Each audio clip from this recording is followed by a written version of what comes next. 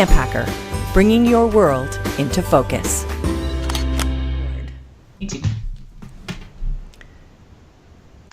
Welcome to Camp Code, a podcast brought to you by Camp Hacker. This podcast is dedicated to what many camp professionals believe to be the most important time at camp, no matter what you call it, staff training, orientation, or leadership training. This critical time period prepares your staff to fulfill all the promises that you make to your parents and your customers the rest of the year. And before we get started, we're just going to have each of us introduce ourselves. So why don't we start with you first, Gab? Well, my name is Gabrielle Rail, and I'm one of the camp directors at Camp Oro. Camp Oro is an all-girls camp in the Laurentian Mountains, and we focus on providing a positive girl community. Great, thank you. And it is a very positive girl community. I've visited it several times, and I can attest to that. And Ruby, how about you? I'm Ruby Compton. I'm the Western North Carolina Program Director of Muddy Sneakers, which is an environmental education program that works with public school fifth graders to take them outside and teach them science. Excellent. And I'm Beth Allison. I'm co-owner of Camp Hacker and one of the founders of Go Camp Pro. I was an executive director of 5 children's summer camps for 15 years in Muskoka, Ontario, Canada. And I'm now a consultant, and my passion, of course, is intentional leadership training. So today, our topic is 12 new ideas for staff training. And Ruby's going to tell us why she put our brains into this mode to come up with new ideas at this time of year. Well, so I think one of the big things I hear from listeners of the podcast is that so many ideas that are offered are ones you can literally just take and plug right into training. And so we've had other podcasts like this before and thought it'd be fun to dig deep and see where some more options we could offer to you. And as we're rolling into conference season, I'm sure you'll hear some more kind of plug and play activities as you go around. Great. Okay, Gab, start us off. Give us a new idea for staff training. This one I got from a friend of mine who's a teacher, and what she likes to do, she actually works with teachers and teaches them new techniques on how to connect with their students. And what she likes to do is get teachers together in groups of 5 or 6, take off their shoes, have a group discussion of sorts, and then ask that group of 6 to rotate to another group, leaving their shoes on the ground. And then she puts in another topic, they chit-chat, and then she asks them on a count of 3, grab a shoe and put it on. And 1, 2, 3, people grab shoes and they put it on. Of course, they try to size what shoe would fit their feet, but it obviously doesn't always work. And so what she talks about is the importance of making sure the right shoe fits to the student, and in our case, the camper. And as a caregiver, it is our responsibility to find those right shoes. So we can use that in any sort of parallel with being a camp counselor. How do you wake up your kids in the morning? Is this the right way to wake up this kid versus that child? And right. Really looking at camper focused program. And I thought it was it's a quick way to get your point across, and of course you can make many links with it. But it seems to drive that message home that everybody's different and not every shoe fits. That's great. It's also a nice thing to do if you do it in a relay race with everybody switching shoes around, just to prove that you need to walk a mile in somebody else's shoes before you can make decisions about them and about their life. So lots of great things to do with shoes. So perfect. Great way to start us off. Okay, Ruby, Thanks. What do you got?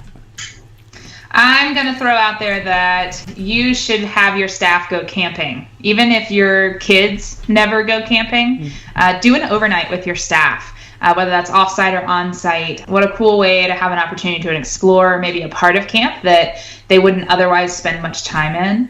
I'm a big believer that a staff that poops together stays together. So, teaching your staff those basic skills of being outdoors and being comfortable. I really feel like there's a certain zen that comes with that skill. And it was one of the reasons that our staff at Green River were always really cohesive, is that they were all people that were like, yeah, I can poop in the woods. And if you need more info on pooping in the woods, we have a whole episode about it. You can check back the poop-episode. But yeah, I can't speak highly enough of the transformation we would see in our staff after our camp out program. And this year we actually did 3 days and 2 nights, which nice. exactly what we do with the kids too as part of that program. So they got the full length experience and learned about changing sites and all that kind of stuff. They get to see more of it, but also it just really provides a richer opportunity for conversation, and some unstructured time and opportunities to teach. They got to see more of the land, and we just held classrooms outside in the woods, and that's totally doable. Bring a Crazy Creek, bring a notebook, you got it. Yeah, that's awesome. Perfect. And I mean, we do it with the kids for a reason, right? So that same reason obviously applies to campers. Our camp, I just want to tag this in. Our staff don't sleep with our kids, and I know there's still some camps that do that, and we're an all-girls environment. It works for us. But some of the campers sleep in tents, and some of the campers sleep in cabins, but all of our staff sleep in cabins. And we make sure every single staff member sleeps in a tent before the kids arrive, so they understand the care of the tent. And they also can say, actually, sleeping in a tent is amazing. And it is. I can say I was a camper and I loved it. There's something wonderful about it. And, there's just as many bugs in the cabin as there is in a tent. But making sure that staff can have the same experience as the campers is really helpful for them to go back to our shoe. I was going to say, we're back to the shoe. Yeah. Perfect. Thanks for sharing, Ruby. So what I would say is when you have your staff together at the very beginning of staff training this year, I would sit them down in a big circle and hand out a ton of Post-it notes and ask them to think of a place where they feel like they belong and to write it down on one Post-it note. So everybody writes down one place where they feel that they belong and put it up on the wall. So you have a whole bunch of them sitting on the wall. Then ask them to write down as many reasons as they can come up with why it gives them a sense of belonging, and ask them to do separate Post-it notes for each answer and then post them on the opposite wall. And now what I would suggest is then you go over things together. So read aloud all the answers that you have and then categorize each set of answers until you come up with a great list.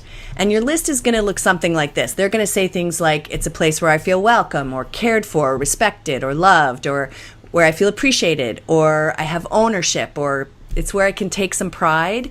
It feels like home. Maybe they'll say things like, it's where I've got a bit of power, the good kind, and where I have some responsibility, or where I can influence positive change. There's all kinds of things that you're going to hear from them. Then together, you decide that this is how you want everybody to feel when you are at camp, and that you will all work to ensure that you feel this way. So at this point, I would have every staff member write down on the next Post-it note what they have to offer to the group to ensure that all your people will feel this way. And then you can have them share those things out loud, first in smaller groups and then in one large group. And then they can share out loud what I have to offer as a role model in this community, how I'm here to make this community strong. Maybe write it all down, have a creed, have your people sign it, but it's your promise to each other that this is what home feels like to all of us, so this is how we're going to treat each other this summer. So there's an idea for me. Gab, what else you got? That was really nice. I have a time travel one. It's called 20 Years Ahead. And so the idea is that around camp, you post scenarios. So a camper is struggling with making their bed. A camper's feeling left out in this situation, and there's 3 campers not ignoring but just caught up in what they're doing, et cetera, et cetera. So scenarios, normal scenarios that we see, everyday scenarios, and then so in groups of 3 or 4, you walk around and you start posting, well, how would staff members deal with these situations, just written form. And then the 20 years ahead piece is the ripple effect. In 20 years from now, Jonathan, who's having a hard time, making his bed, because Sandy didn't do it for him but showed him, he now has the confidence to X, Y, and Z. And so, the activity is like obvious. What we're trying to do is to show that camp, has this ripple effect, and there's a power in what we do. And I think it's a nice activity to just see that in the mundane actions of the camp counselor, you can have really big, really positive and big impact. And I think that can turn into a really wonderful group discussion on how to deal with certain situations at camp, and how do we want to do it in a positive way versus a negative way, and so on and so forth. Brilliant. And I think one of the things to do, not all of them, but maybe ask them for several of those to come up with a negative 20 years from now. Because that's powerful too, to see that some small action can cause so much difficulty for a camper 20 years from now, and it's not something that they would ever want to happen. So again, the importance of the Monday life at summer camp. So I wouldn't do them all like that, but heavy on the positive, light on the negative, but it's still an important ripple effect. Right. And also sharing too, if there are things that your staff or you, like there are skills that I've learned at summer camp. I learned how to do hospital corners, making a bed, because that was a requirement at one of the camps I went to. The first time I lit a fire with a match was at summer camp. So I think pointing to those moments, like this is a real thing that happens. Great. Yeah, and I think it's something that you could possibly do at the beginning of your staff training, and it could be things that anybody, even if they're new staff members or young staff members, they can answer these these or problem solve these situations, but then talk about throughout staff training. We're going to learn how to treat our campers and how to create a community that is a positive and constructive, that's going to help with a positive ripple effect versus something that could be destructive. And for returning staff, your role is to, of course, as long as you can learn that one thing a day, that's what we want. But what's your role in supporting other staff members? This is we have a lot of power. We're here to learn to do that. So I think you could probably do that at the beginning of the summer. Great. Excellent idea. Okay, Ruby, what do you got? I think that your staff should weed something during staff training. So I think back to an early summer at the YMCA camp where I worked, just on summer staff. And we were told to go weed the sand volleyball court. and en masse, we all went and did it. And other places I've been, there have been gardens where we kind of, again, en masse as a staff have gone and done that. There's a couple of reasons for this. It's not just the manual labor and kind of the taking ownership of the space that I think, is the obvious. This is a really cool opportunity for you as the director to get down on hands and knees and really work alongside your staff, even if it's just for an hour, and show them like, sometimes I have to do this stuff too. I think also how often I had staff at Green River who really loved weeding and had no idea that they did. And so that we were teaching them a life skill. Like, this is something that's therapeutic. Teaching them, I think that's something that always scares people about being involved with gardens or farms, that they're going to pick the wrong thing. And so if you can spend some time showing them, like, these are things that we don't want to see in the garden, these are things that we do, then they will do it on their own. They'll take note of that when they're walking by and be like, oh, that's a big weed. I'm also really into plants, and so like no plant is a weed to me, but in the gardening sense, there certainly are some things that you don't want to have there and that are competing for space for the produce that you're growing. So if weeding is not your thing, I think consider something that could be a maintenance project that you do with the maintenance folks, so that your staff can gain some appreciation for what that's like. And will be more considerate of those staff and the jobs that they have. And I think sometimes when maintenance is done well, we tend to forget about it. So I would encourage you to look at an opportunity for that. Perfect. That's wicked. All right. So I would suggest that every day at the end of staff training, and you got to get organized and you got to plan for this, I would do a recap video of every day. So in order to reinforce what learning took place each day of staff training, I would put your staff into groups for the week and have them gather at the end of each day and make a list of everything they learned. So, of course, I would front load this by doing it together on the first day so that you can set the example of what you're looking for, because you want not only for them to come up with all the hard skills that they learned, like emergency procedures or how to belay, but also all the soft skills that they learned, like communication and empathy and gratitude and so on. So what you want to do is let them know that it's really important to you to communicate to all of your families, your campers, your donors, your neighbors, your board members, everybody that you've got, what you learned at training and how excited you all are to have the campers arrive. And then each group would be responsible for presenting what they learned at the end of one of those days. So explain that you're going to film this so that they need to figure out how to creatively show this in 2 minutes or less, and give each group time on the second day. So after you've done it together the night before, or at the end of the day, if you are a day camp and you're not staying into the evenings, to work up how they would like to show what they've learned, keeping in mind that they won't have learned these things yet. But you'll need an outline so that when the group's day arrives, they can plunk in these things that they've learned that day. And then you also have to be sure to have each group have time at the end of the day when it's their turn to be able to record this and to fit in their learned skills and practice it just a little bit before it's filmed. So I would do that. And then the second part of it would be to get it out there, get it on your website, send it to your campers, send it to the families, send it to your donors, to everybody. And show one each evening during training out there in social media about the things your staff is learning and how intentional you are about the training process and becoming true youth development professionals. So you're not also only reinforcing what they've learned and kind of going over it, so it's review, because your staff will see this little production as well, but also letting everybody else know, which I think is a key piece of your message.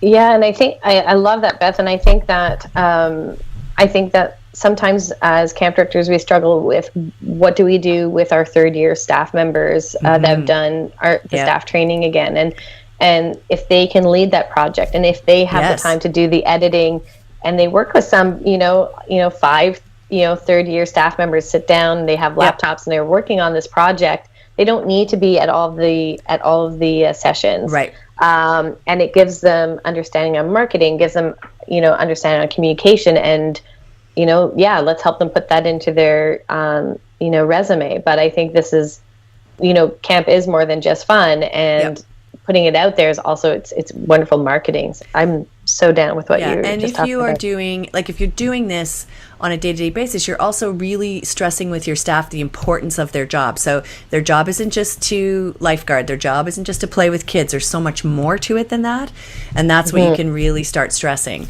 about the the life skills, as we said already, that they're learning at summer camp and that they're teaching at summer camp. So these videos become part of their legacy that they're leaving after they go, right?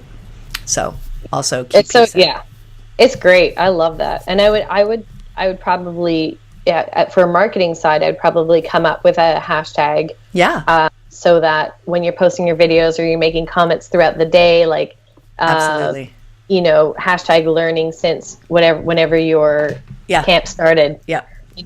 Staff learning since 1944, and that's your hashtag at the end. So maybe look at it a little bit from that area and have people tweet what they've learned that day and that kind of stuff too. But I look forward to seeing yours this summer, Gab.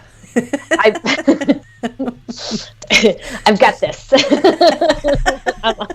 One of my Beth is laughing because some of my staff members realize that when I say I got this, it means I really don't have it. So I'm like, no problem, guys, I got this. And they're like, oh no, she doesn't. She doesn't have it. I didn't know, but now I'm becoming more aware. More self-aware. Absolutely. Yes. I know you got this next tip though. Yeah. So this is more staff training. Smooth. It's very smooth. Thanks. Smooth transition. This is for staff training during the summer, as we know it's important to continue doing staff training throughout the summer.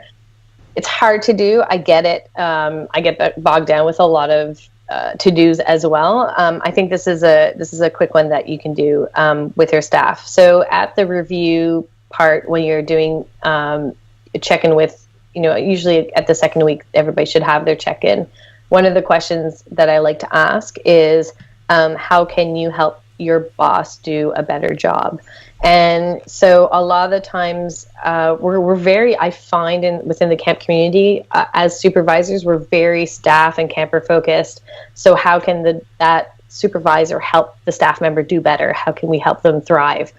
Sometimes what we miss is we don't, with our staff, present that part of your job is actually making your supervisor's life easier. That's something that we sometimes miss. And so just by asking them this question, I think it helps them reflect on the work that they can continue doing throughout the summer, and also open up that conversation with a little bit of transparency. Actually, I could be more communicative with this person. I could try to show up on time a little bit more, or I could be a little bit more sympathetic to their situation. So that I find is a good staff training piece that you can actually just put it into one of your questions during the check-ins that you do throughout the summer. Perfect. Input is always good.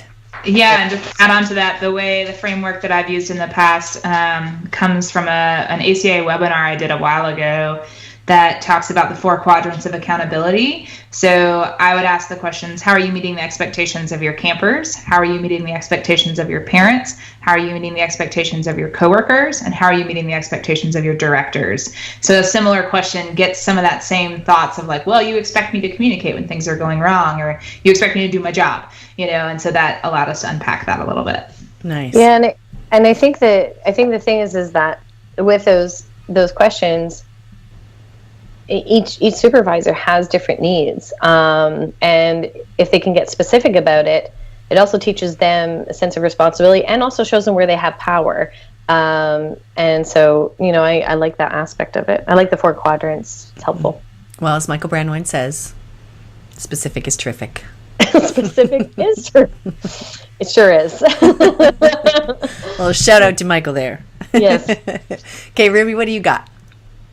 Okay, I'm going to teach you all one of my most favorite things that if you've ever come to a workshop session with me, especially one that's active, I've probably taught you this skill. I think you should be offering some training to your staff about classroom management. And kind of like basic education principles and how students learn and setting up a learning environment, because we are always going to be teaching at summer camp. No matter how fun things are, there's always a teaching element. So I have a group management technique that I learned from Twigs, Laura Johnson, and she's a very dear friend and mentor to me. And she taught this at a staff training when I was, I don't know, summer 4, 5, 6, somewhere in there. And I've used it ever since, and I literally teach it to every group that I ever work with. And it's, okay, so I need everybody to put their hands on their hips, and they do that, and their elbows are sticking out. And now I want you to get in a circle where your elbows are basically touching the person next to you. And once they've done that, then I'm like, all right, cool, this is a double chicken wing circle. And I flap my elbows. If you have the video, you can see me doing that now. And I'm like, all right, I want you to drop one elbow. It doesn't matter which one, you can pick. And so people drop an elbow, and I'm like, all right, scooch in so your elbows are touching now. This is what I like to call a single chicken wing circle, right? Scientists sometimes call stuff what it is. That's pretty cool. And then like, all right, drop both elbows and scooch in so you're shoulder to shoulder. Everybody gets there, and I'm like, all right, this is called chicken soup because it gets warm. And then 2 more variations you can use. I have everybody spread way out so that only fingertips are touching. This one has several names. You can call it the flying chicken. You can call it chicken fingers. Also, my favorite that I've been using a lot more recently is the free range chicken. So you're really spread out, right? And then I'll have everybody get in a huddle. I'm like, all right, everybody just get in a huddle, like not even a circle. I want some people, everybody standing really close, but eyes up here, everybody looking up here at me. And once I have that, I'll say, this is called chicken nuggets. And then I'll be like, all right, make a double chicken wing circle. And I'll tell them, this is a way that I can tell you how big of a circle I want, how I want our group to look. We've all had that experience of saying, all right, make a circle. Okay, take 2 steps in. All right, take 3 steps out. Like we've all done it. Or you say make a circle and you get a square or a pentagon or whatever. So it's a really easy way and kind of fun and silly and just a really easy way that people can respond to those instructions and very clearly communicate how you want the group to look. It doesn't always have to be in circles. I've also said like, all right, I need a chicken soup line. All right, so shoulder to shoulder, but as everybody in a line facing me. So take that, use it, spread the double chicken wing circle around the world. Spread the chicken. I think it's also like there's a concept there that they can use in other activities too, and you're front loading with your kids about expectations so that things go more smoothly and they can have more fun because they're not wasting time trying to figure out what kind of circle you want, all that kind of stuff. So they can use that concept in all kinds of other things. So I think that's great. Yeah, and it's so specific. Yes. It's just one of those tools. Yes, Beth, it's specific. I love it. I like it too. It's really good. Yeah.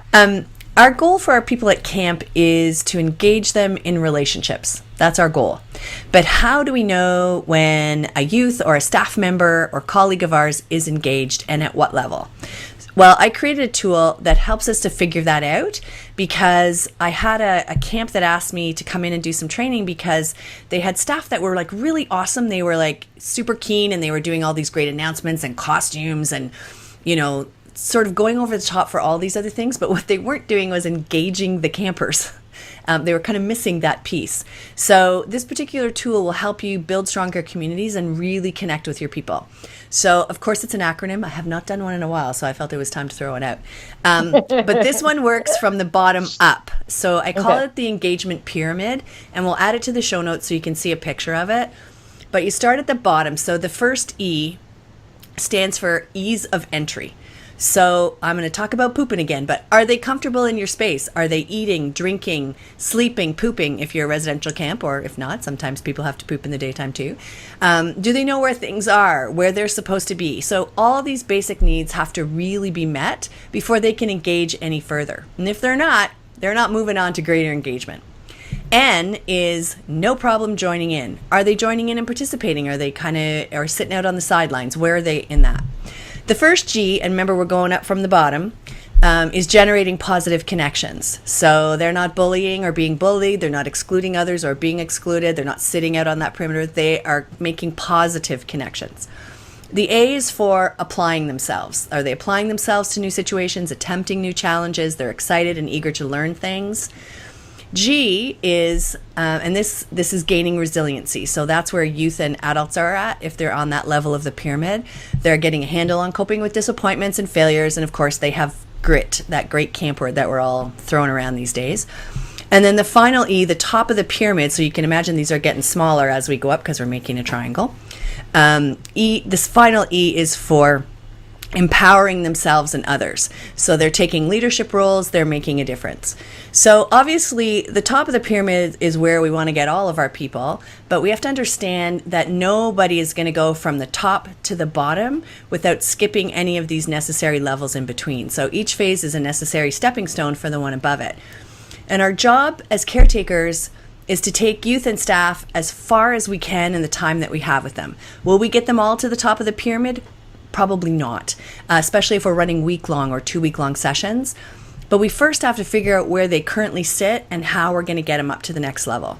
So I'm going to strongly suggest that you take the pyramid, and as I said, we'll put the picture of it in the show notes, that you sit with all of your staff members at leadership training, put them into different groups, maybe 6 groups, and get them to write up at least 10 ways in which your camp intentionally engages campers at each of those levels on the pyramid. And they could do it in small groups, have really good discussion. If you can't come up with 10, then maybe you need to talk about that, because you should be able to. And then as a whole, you could come up with this great big massive list. So you've got this list everywhere in your pyramid, and your staff has a really great jumping off point for how to move folks to that next level. I'm going to talk a bit more about how to use it when I give my 4th tip. Okay. So Gab, we'll go on to you.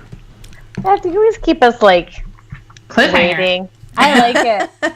It's how it keeps me. I'm just saying that kind of technique is fantastic, because if you're in a session at, staff training and you're like, well, I'll let you know by the end of this session how to do that. Those staff members that aren't paying attention all of a sudden are like, wait, I need to know. So brava. Okay. My last one is called Fix It. So I think I believe in this day and age, it's not, I believe it's true. You can buy a pair of jeans for $10. You can buy t-shirts for $4. Go to Forever 21 or, Target or whatever. There's deals everywhere, and just fixing things is quickly dissolving from our society, and our population is growing. And so this balance of what we throw out versus what we try to fix ourselves is shifting.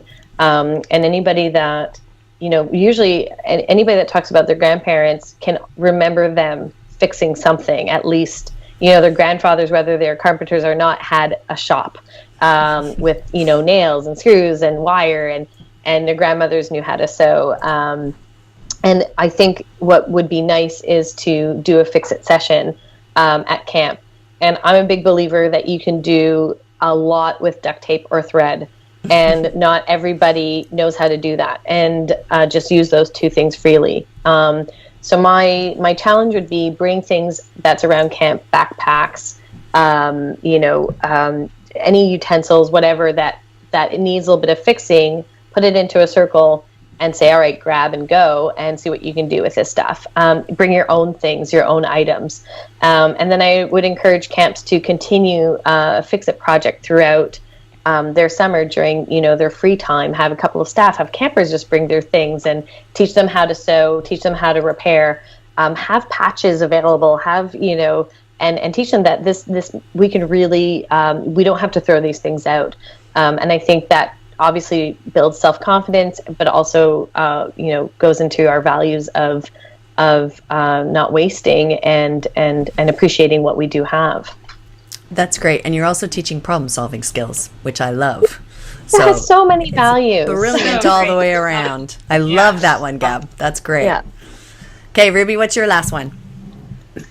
So I know some people on this podcast have summer camps that have language immersion programs, and you're learning different languages, and that's really sweet. But some of us don't.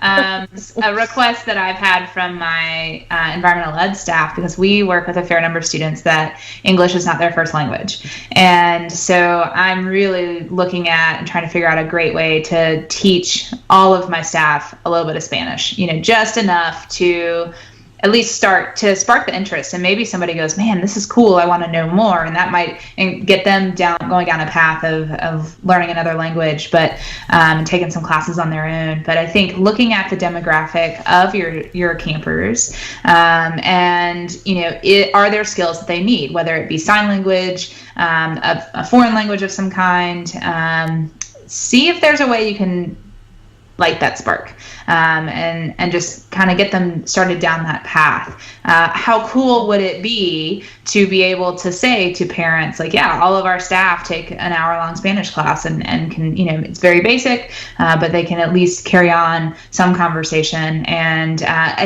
probably on your staff, you even have people who could teach that. You may not even have to look that far, depending on where you are and what you're trying to teach. So I had a staff member last year who really, really is passionate about ASL, and so she was teaching sign language to her campers and including it in some of our rituals, and it was very, very cool. So think about language, especially for those of you that maybe it's not a central part to your program, and see how you can introduce an element to that in your training.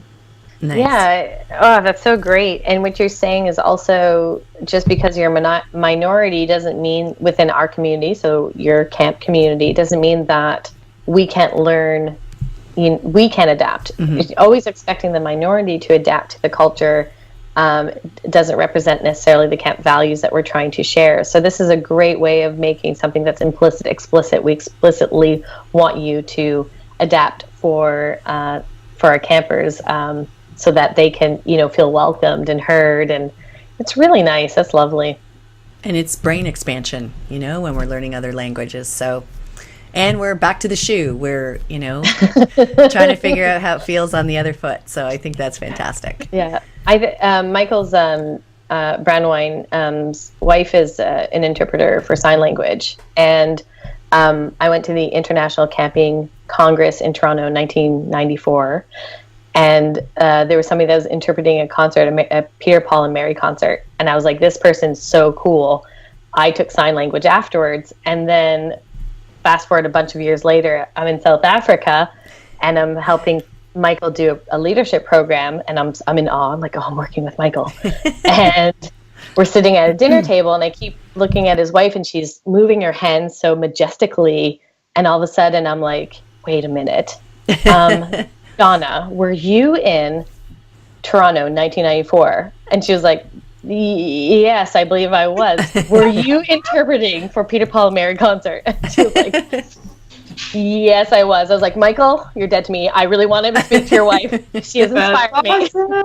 That's awesome. I want to learn everything, but it language opens doors. It makes connections. So yeah, that's my story about sign language. The meeting Michael's wife. I was like, oh, remember you. That's right. He is not the only star in the family. No, Donna's very impressive. She would have to be, I would think. I would think so too. Okay, so here's my last one. Because our work is all about relationships, and we talk about this all the time, one of the best ways to think clearly about how your campers or your staff members are doing in their engagement at camp. So that'd be that first G on the bottom of the engagement scale as you're going up, generating positive connections, is to create a sociogram. So I didn't create this, is not mine, but I've used it for years in my work, both at camp, with my campers, and with my staff. So for my camp, what I did was I created an overhead view of one of our camp cabins, and I used different colored rectangles, like yellow on the top bunk, red on the bottom bunk, so that the counselors could see it, and then they could place the names of the campers who slept there on the appropriate bunk. So because your cabins probably don't look like mine, you could do your overhead view however that's going to be, or if you're a day camp or another organization that sends folks home at the end of the day, you could create one with using squares or circles or triangles, like whatever your thing is, as long as everybody's name's on it. So I would break down the groups into smaller groups that spend time together. So either your cabin groups or your tenting groups or different age groups, different staff departments like your waterfront staff or your program staff or your adventure team. Or you might just have one sociogram for your staff if you're a small camp. And it works like this. You've placed the names of the people in the group. So for me, I placed them on the bed where they slept in one of our cabins. And this is filled out by whomever directly supervises this group of people, okay? So if you have a leadership team member, this person could do it for their leadership team, okay? And so in an appropriate time when they are not with the people written on this sociogram, they fill in all of their names and they draw lines showing the connections between them. So I'm drawing a line from one bunk to another and back from the bunk to the next one. So if I gave you an example, it might look like this. So Sarah, she has a really solid relationship with Katie, who's over here. So I would draw this really solid line with an arrow pointing from Sarah to Katie. Same backwards, they do really well. They have great relationship, no issues going on there, solid relationship with an arrow. Katie, however, really shaky relationship with Emma, who sleeps down here in this bunk. Katie's been snapping at her, and we have to be really aware of that. So I draw kind of a disjointed line. Emma, however, no clue that this is happening. So, and we all know kids like that. So she feels a good connection to Katie because she hasn't clued into that. And then you got Abby and Jocelyn who are over here. Jocelyn showing some signs of bullying towards Abby, and Abby feels really uncomfortable around Jocelyn. So I have like a big X line, you know, so I'm showing that that relationship is not solid. It's not doing what I want it to do. And you continue to do it for all the possible relationships in the group. And then you have your counselors, if you're doing it for your kids, or your group leaders, if you're doing it for staff members, assess where they thought each of them was sitting currently on that engagement pyramid. And these two pieces of information help them create a plan then to move each youth up a level in the pyramid and have that best possible experience that they can with you at camp. So obviously this can be used by supervisors of staff teams, as I said before, and you can do it in smaller groups and again for larger teams, but it really begins to show you what kind of relationships exist, who's getting along, who's struggling, who's being left out, who's including people, and so on. And I think this goes without saying, but of course these are kept confidential and should only be for the eyes of the people who are filling them out. So I would love it if camps used engagement scales and sociograms all the time and create it to make it look however you want it to look and distribute them to your staff either on a weekly or monthly basis, however you do this, so that they can move their people into better relationships with one another. At my camp, they had to sit outside. They had porch talks when the kids went to sleep. And they quietly looked at where kids were in terms of their sociogram and their engagement scale so that the next day they could figure out and intentionally construct a plan to get them to the next level. And for me, you have really great strides then in creating that extraordinary experience for the people in your care because you're really intentional about it. So that's what I would do with those two pieces. It's so awesome. Yeah. And it's something that this is a technique that people in human resources and study human relations do. Yep. And so you're also teaching your staff things that, fourth year university human relations students are learning. So it's great practice, and that visual piece is really powerful. Great. Gab, it's recap time. I I feel like we need music. We need special music for recap time. Ba-na-na-na-na. Yeah, I agree. That's not that. Not that. Maybe in the new year. Okay. Okay, that'd be great. All right, so 1 through 12. Try on somebody else's shoes. 2, go camping. 3, post it. Why do you belong here? 4, 20 years from now, what's it going to look like? What's the impact? 5, weed. Not that kind. Make sure it's manual labor. If you haven't discussed weed at your camp, you should, because that's a very important topic to talk about. It may be legal, may not. Make a video, post it on YouTube, and create your own hashtag to help promote it. 7, how can I help my boss do their job better? 8, this is a little shout out to Twig. Thanks, Twig, for this. Get your perfect circle example of chicken wings, chicken soup, free range chicken. Number 9, engagement pyramid. I believe we're going to have the acronym fully described in our show notes. Number 10, fix it, don't chuck it. 11, Duolingo. Hey, Rosetta. Making sure that you're learning at least a second or third language. And number 12 is the cliffhanger, an overhead view of sociograms and engagement skills. And that is our review for today. Thanks, Gab. How can you get involved? Well, just join us using that hashtag camp code. Let us know the topics you'd like to discuss, the guests you'd recommend that we talk to, and any great leadership training tips that you have to share. We would love to hear from you. We all know it's all about sharing in this industry. And if you found our podcast to be useful, please leave us a rating and a review for us in iTunes. And you can do that by going to camphacker.tv/cc_iTunes. Or, of course, you can tweet your love of the show by going to camphacker.tv/campcodelove, because we all love Camp Code. And your feedback really helps us to keep the show going. And if you'd like to talk to us individually, this is how you do it. Gab, how do we get a hold of you? Well, you can check out where I work at waro.com, and you can also follow me on Instagram or Twitter at Gabrielle Rail. Great. Thank you. Ruby. You can email me rubylyn85@gmail.com, or find me on Twitter, rubylyn85, or on Instagram, Ruby Outdoors. It's mostly just photos of my dog now that I got. Who's been walking around in the room if you've been watching the video, and I've been peeking behind, making sure he's behaving. A very handsome dog. I have met him. He's quite lovely. Yeah, so check out my Instagram for that. Great. Will do. And you can find out where I work at gocamp.pro or camphacker.tv. And you can email me at both of those, either beth@camphacker.tv or beth@gocamp.pro. Ruby, what's our next podcast?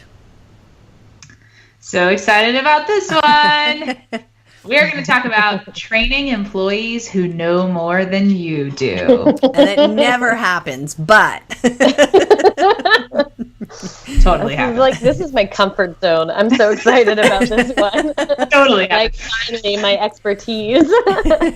and we may have a special guest. I haven't even talked to the other folks about that. But yeah, we have a special guest. That's great. Yeah.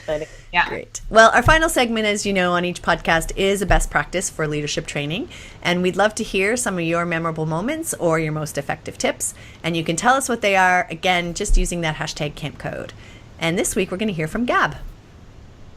I'm passionate about communication because I feel like with good communication, you can inspire change, and you can spark something in individuals that they didn't even know existed. And so for that reason, I go to different conferences with probably more towards like graphic design and so on and so forth. And I find it just fascinating how people are trying to communicate in less than a second a message visually. And one of the things that I picked up on speaking with people that own different creative firms is the successful creative firms allowed their creative employees to have a personal project that they worked on that those individuals were passionate about. And it allowed them to work on their skills. That might be photography, that might be typography, it might be whatever. It might be actual just could be creative dance if you want. But they had a personal project that the company actually paid for them to do and gave them time to do. And a couple of years ago, I started doing that within my office, asking them, what kind of project would you like to work on for our organization? What's your creative project? And what it's done is it allows them to look at our company and say, I think we can do this better, or I think our organization could benefit from this. And it really creates this buy-in, and it also shows them that the camp cares about what they care about and that they have a place here. So my best practice is, if possible, with your full-time staff members, allow them to come up with their own personal project and support them in that project. And what we do is part of Fridays is working on the project, and then they can present it to other staff members at the end of every month. We have a little gathering with a little cheese and wine, and they present what they've been working on and why they're excited about it. And it's just brings so much great stuff to our company, and I can really see the buy-in. And it makes answering emails and so on, the other things are sort of just the grimy stuff that you need to do okay, because you know that you have something that you're really, really passionate about. So that's one of my best practices that I brought back from the creative industry. Brilliant. Love it. Brilliant. Love it. All right, since this is the last podcast you're likely to hear from us before the holidays, we just want to take a moment to wish you peace and joy and happiness as you gather with your friends and with your family. We wish you a happy new year and the start of an amazing camp season in 2017. And we're sending out a very Merry Christmas and Happy New Year to Etienne Cobalt Lefebvre, who does our editing for this podcast. We could never do it without him. Yes. So thank you. Thanks, Etienne, and thanks for listening, friends.